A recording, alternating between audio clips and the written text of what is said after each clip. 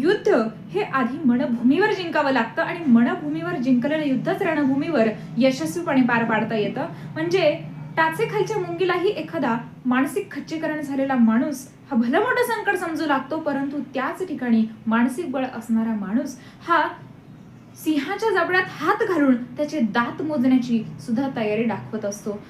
म्हणजे काय तर मुठभर मावळ्यांच्या जीवावर आणि अत्यंत कमी साधन सामग्रीच्या जीवावर, अत्यंत कमी मनुष्यबळाच्या जीवावर शिवाजी महाराजांनी अत्यंत बलाढ्य शत्रूंना परास्त केल्याचं आपण आपल्या इतिहासात जाणतो. आणि एक स्वराज्य नाही तर केवळ स्वराज्य नाही तर सुराज्य सुद्धा स्थापन करण्याचं काम शिवाजी महाराजांनी केलं आणि एक सकारात्मक राज्य निर्माण करण्याचं काम शिवाजी महाराजांनी केलं. तर शिवाजी महाराजांच्या आयुष्यातून हे आपल्याला शिकण्यासारखं आहे की माणसानं कुठल्याही प्रकारचं युद्ध हे आधी मनभूमीवर लढावं लागतं. आपल्याकडे काय आहे, आपल्याकडे किती साधन संपत्ती आहे याच्यापेक्षा